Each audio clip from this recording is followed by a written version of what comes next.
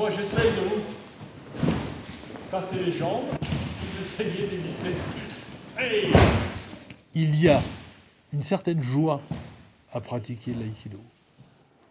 On a tellement l'habitude d'un monde triste, où la seule réponse à la violence, c'est la fuite ou une autre violence plus forte, que quand on découvre et qu'on pratique, qu'on peut éviter la violence sans en rajouter, et même finalement amener la violence à se dissoudre, il y a effectivement une joie intérieure, elle est parfaitement palpable. Alors, allez travailler avec vos camarades, les débutants. Allez, on y va.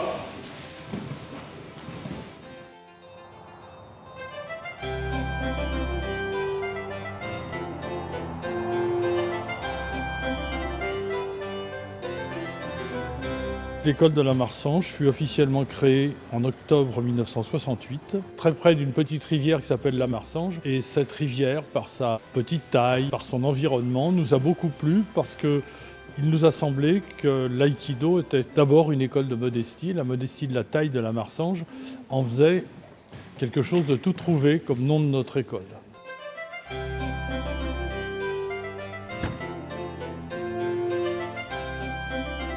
Je m'appelle Jean-Gabriel Grellet. Je suis né en 1932. J'ai d'abord été pilote de chasse, puis commandant de bord à Air France. Donc une carrière d'une quarantaine d'années. Et c'est grâce à cette carrière que j'ai pu connaître Maître Ueshiba alors que j'étais en déplacement à Tokyo.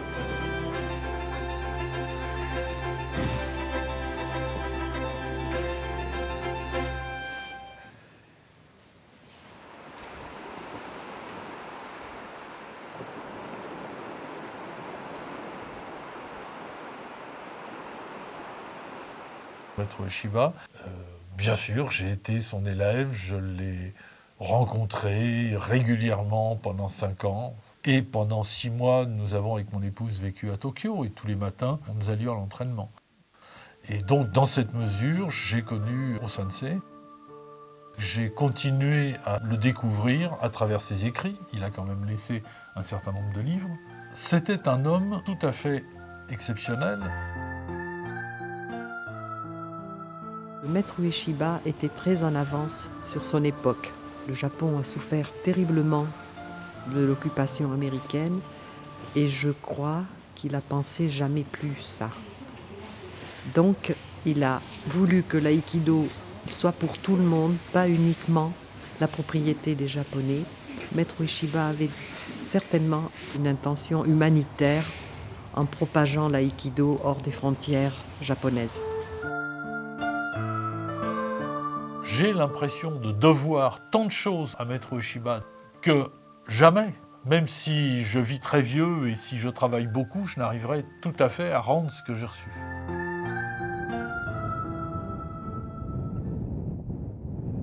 Quelques mots sur le symbole qui se trouve au-dessus du kamisa. C'est l'agrandissement d'une calligraphie que O-sensei nous a remise avant notre retour en France. Elle est signée Aiki Morihei. Le signe central signifie chevalier et non pas guerrier. En effet, le maître fondateur souhaitait que l'aïkido ne soit ni un sport, ni un art martial, mais plutôt une voie chevaleresque. Cet idéogramme qu'il nous a remis signifie « celui qui arrête les lances », ce qui fait du chevalier, dans la tradition orientale, un homme de paix.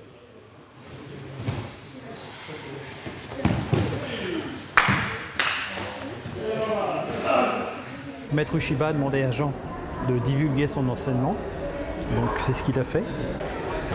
C'est des centaines d'élèves qui ont été formés depuis 35 ans. Petit à petit, ce mouvement qui est comme ça, tu vas le transformer en mouvement tournant. Tu vois ? Déjà, comme là, tu commences à tourner, et là, il tourne, toi. Prends mes poignets. Là, tu commences à tourner, et tu tournes. D'accord ? Et tu n'arrêtes pas de tourner ensuite. Allez. Ce sont des élèves qui sont en ligne directe par rapport à O-sensei. Il y a très peu de déformations et très peu de pertes, puisque le seul intermédiaire, ça a été Jean Grellet. Là, dès le début, tu as tout préparé, tout prévu. Tout préparé, tout prévu, tu sais où il va aller dès le début. Donc, en quelque sorte, tu as le schéma de toute la technique dans la tête au moment où tu commences. D'accord.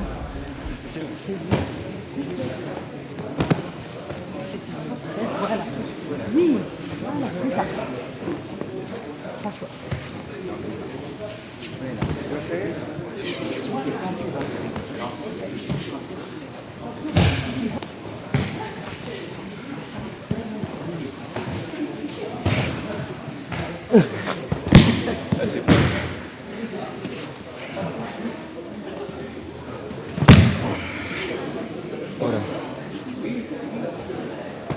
Jean Grelet, donc mon professeur, j'ai connu à l'âge de 14 ans. C'est une relation qui dure depuis 40 ans. C'est un professeur qui un jour m'a mis à côté de lui, quoi. Il m'a accompagné dans ma pratique, mais aussi dans la liberté pour que je l'enseigne à ma façon. C'est un guide qui montre, c'est par là, mais il vous laisse faire le chemin. Il enseigne ça. Votre pratique, c'est votre liberté, à vous de la gagner. Et ça, c'est un enseignement qui me convient parfaitement bien. Peut-être un peu plus sur ton axe. Là, tu te déplaces beaucoup dans l'espace. Sur un axe, c'est lui qui tourne autour. C'est un satellite. Voilà, passe derrière. Ah bah oui, beaucoup. Première chose avant de faire le mouvement, s'effacer. Il faut ouvrir la porte avant de dire bonjour. Oui, c'est toc toc, si j'ouvre pas la porte. Bienvenue, mais vrai. Ah, super.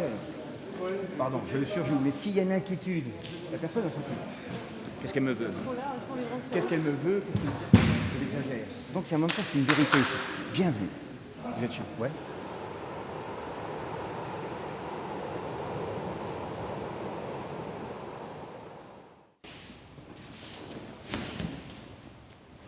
Le but de l'aïkido, c'est rétablir la paix le plus rapidement possible, sans que personne n'ait eu à souffrir de quelque chose que nous essayons de considérer comme une anomalie momentanée.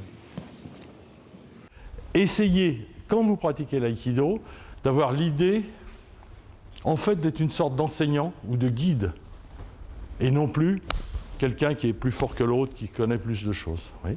Et donc, finalement, c'est très simple. Si je pense que je le guide, naturellement, il ne va pas y avoir de crispation, au moins de ma part, et très rapidement, plus de sa part non plus. Allez-y.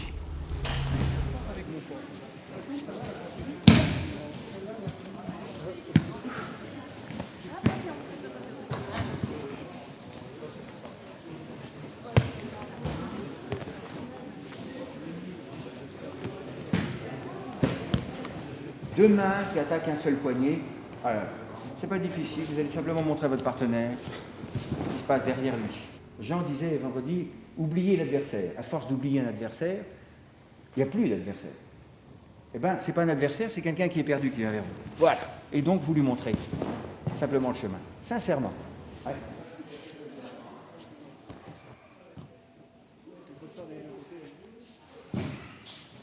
J'ai commencé l'aïkido il y a à peu près 10 ans. Je suis rentré donc il y a 10 ans pour apprendre à casser des têtes, casser des bras. Et puis avec le temps, j'ai changé tout ça. Et si on me demande qu'est-ce que l'aïkido t'a apporté le plus, ce serait essayer de me dominer, dominer ma force. Parce que physiquement je suis costaud, mais il me manque quelque chose dans la tête.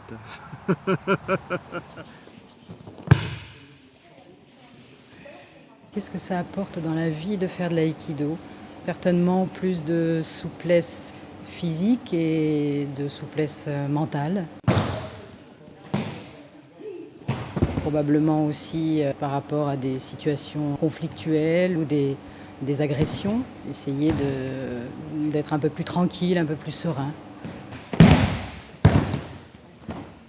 On apprend à laisser couler certaines choses. C'est-à-dire qu'on prend plus d'aisance, effectivement.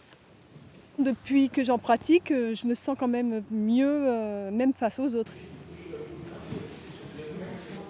J'ai choisi l'aïkido parce que ça aide énormément à se développer, à s'ouvrir, à se détendre. Et les femmes ont besoin de ça. Je trouve qu'elles sont très crispées. Dès qu'elles ont un souci, elles se replient sur elles-mêmes, elles cherchent à savoir comment faire. Et l'aïkido te déclenche quelque chose qui te permet de te détendre. Et une fois que tu es détendu, tu peux trouver une solution à beaucoup de problèmes.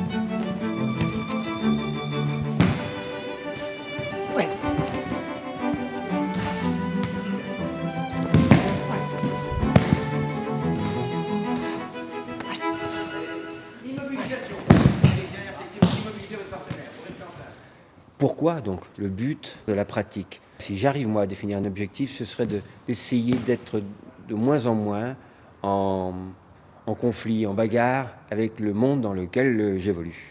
Je tente d'évoluer, voilà. Essayer de trébucher le moins possible. Et par ricochet, de ne pas faire trébucher les autres. Pareil, très souple, très souple. Ah voilà. On recommence. Non, non, non. Très souple. Stop. Très souple. Là, rien. Donc j'aide, donc c'est pas la peine de se bloquer. Voilà.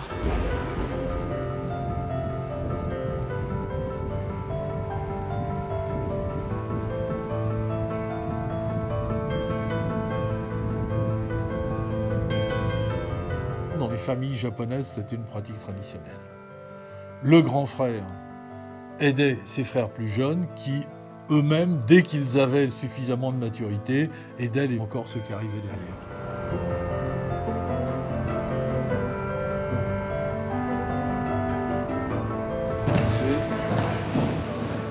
Une main qui va en dessous, une main qui va au-dessus. C'est sur ce deux bras-là que tu vas faire la chute. Là, je te fais descendre, tu prends appui sur celui-ci. Tu lances tout ton poids, il va forcément céder. Ouais. Avec l'appui des jambes et l'élan de ton corps, tu pourras rouler dessus.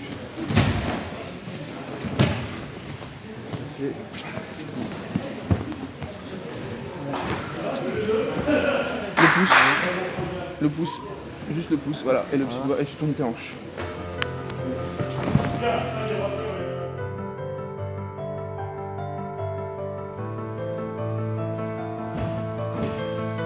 Un débutant qui arrive, c'est surtout quelqu'un qui n'est pas conditionné. Un débutant qui arrive, il ne sait pas. Donc il va vous saisir, vous attaquer de façon maladroite, et donc la technique que vous avez l'habitude de faire sur quelqu'un de très avancé, il ne va pas y répondre de la même façon. Bien joué. Donc vous allez devoir vous adapter à un tout nouveau langage corporel. Alors ça c'est intéressant, ça c'est passionnant. Ça c'est remettre en cause 10, 15, 20 ans, 30 ans, 40 ans de pratique. En 5 minutes, vous pouvez tout remettre en cause. Ça c'est passionnant. On est très surpris des fois en travaillant avec des débutants de s'apercevoir que ça ne marche pas. C'est-à-dire sur Shionaie de s'apercevoir qu'effectivement la personne va tourner. C'est-à-dire que le débutant déroute, et c'est parce qu'il déroute qu'il permet peut-être de retrouver la route. Oui, exactement. C'est exactement ça. On est obligé, nous, de se remettre en question, mettre moins de force, trouver le petit détail qui va permettre d'expliquer et d'ouvrir l'esprit de celui qui pratique pour la première fois. Et c'est ça qui est bien, parce qu'il n'y a pas uke ou tori, il y a uke et tori. Et l'harmonie, elle est là. Le fait que le débutant ne sache pas chuter, il faut aussi adapter la technique parce qu'il ne pourra pas chuter, donc on le fait en douceur, tout en essayant de montrer que c'est normalement efficace. Donc c'est ça qui est très intéressant. Quelqu'un qui n'a pas l'habitude, en tout cas, ça peut permettre d'être un peu plus vigilant, puisqu'il ne sait pas. En tout cas, si on ne l'est pas, on l'apprend vite, parce qu'on est surpris par ses réactions. Il n'y a pas de compétition. On vient pour s'ouvrir aux autres, pour apprendre avec les autres de nos différences, de nos ressemblances. Et c'est ça qui est intéressant et à mon avis, c'est ce qu'on arrive le plus facilement à transposer dans la vie. C'est pas tellement les techniques, parce que les techniques, on est quand même dans un univers relativement protégé, mais l'ouverture aux gens, s'ouvrir, recevoir, apprendre, etc. C'est ce qui me plaît le plus. Celui qui enseigne reçoit autant que ce qu'il donne. D'abord, il apporte sa fraîcheur, sa curiosité.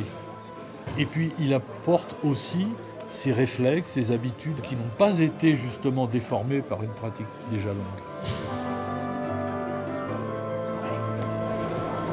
Fais-le avancer, c'est trop logique.